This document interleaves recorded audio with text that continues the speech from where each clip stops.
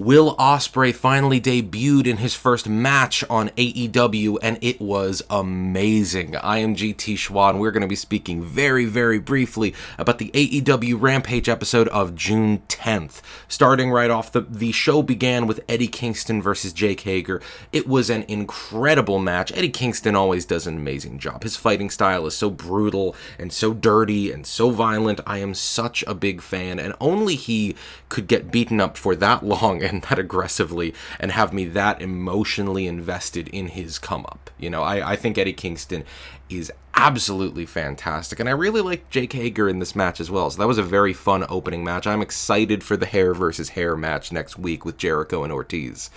After that was a match with Jay Lethal and Satnam Singh, and that was Satnam Singh's first match in ring. I was a little concerned going into it just because Satnam Singh, the way they've built him up in the company has been a little hit or miss. I think this was a very good first outing in the ring. You know, he's not incredible. He's not pulling out anything crazy. He's doing very classic old school giant stuff, you know, grabbing people by the head, knocking them down. He did a big flip spin thing where at the very end of the match where he spun the guy around like a pizza dough. I thought it was a very good match, and obviously Jay Lethal is always fantastic. It was a good first outing for him. I hope that he'll continue to improve and start to look a little bit more fluid in there, because right now he's just kind of like lumbering around in the middle of the ring. Sometimes he doesn't always seem like he knows what he should be doing. But I didn't think it was bad by any means, and honestly that means that it's above the bar where I thought it was going to be. I really enjoyed this match. It was short and sweet and did what it needed to do. Next, we had a backstage bit with Hookhausen, with them having bought vehicles after their Double or Nothing win. I can't speak for anyone else, but I really love Hookhausen. I think that it is such a fun combination of personalities. Danhausen's, zany antics on their own aren't the funniest thing in the world, but putting him with a straight man like Hook, who has such a natural, intimidating charisma, it is the perfect chocolate and peanut butter in my eyes. I'm really enjoying everything they're doing together. I hope that we get more matches with them, and I hope with that in mind that Danhausen is going to be better to actually have a match soon, because I think he's incredibly funny. I know that he has been wrestling for years, so I want to see what he can do in the ring, because we already know what Hook can do. He's incredible. So hopefully there's more of that soon, but this little segment on tonight was great. Kris Statlander and Red Velvet.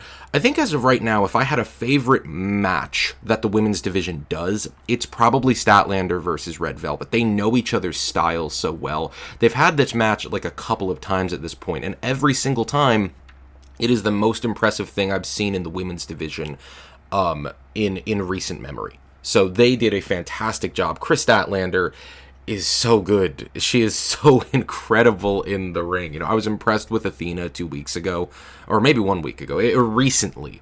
So she's been impressive. Kris Statlander has been impressive. I've always loved Anna Jay. I really hope that this is not just a short-term team-up.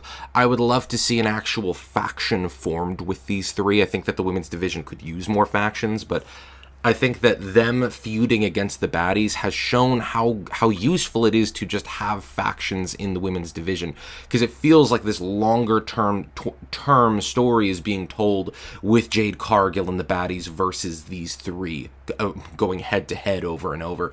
So I really hope that we get more with this, because this match was incredible, and I'm getting more and more excited to see what happens when Jade Cargill comes head to head with either Athena or Kris Statlander. So after that was our main event, the thing that I think everyone was showing up to see tonight, and that was Will Ospreay and Aussie Open versus FTR and Trent Beretta. Now, full disclosure, I am not as well versed with New Japan. I've heard Will Ospreay's name said over and over, haven't seen him in the ring before. He is incredible. The minute the match started, he locked up with Dax, and they were just like going at it like junkyard dogs. Like the technical skill and the fluidity in the ring were absolutely fantastic. Plus, on the mic, he is a great talker. He is like the most British man that's ever lived. When he speaks, it's so aggressively British. I don't know, man. I loved it. He's incredibly charismatic. And Aussie Open were really good too. This wasn't really their place to shine, but I've heard really good stuff about them as well. And then obviously FTR, Dax and Cash are amazing. I love that Trent is getting more to do. His speaking charisma is not, I think, for everyone, but I really like his kind of like, like his very off the cuff, natural charisma. It works with me. It's not going to work with everyone. So I think that it was a great match. I was surprised to see, and I guess spoiler alert for the win here, I was surprised to see Will Ospreay and United Empire not get the win, but it was one of the Aussie Open guys that had eaten the pin.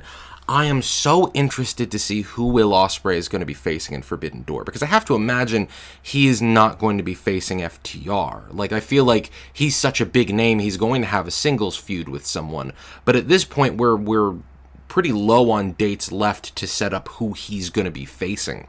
So I'm interested to see who his opponent is going to be, because he's fantastic. I want to see what's going on with that. But yeah, that was Rampage. This week's episode was fantastic. I always love Rampage. It is such a nice hour of wrestling that is so concise, and usually, even if one thing on the card isn't fantastic, it's fine because it's very low stakes. You know, with Dynamite, if there's something that isn't great, it can take the momentum out of what has to be like a 2-hour long event every week. With Rampage, hey, it's low stakes. You know, if that Satnam Singh match isn't your cup of tea, you know, the very next match probably will be good, or the main event will be good, and you're not going to have to wait very long for it.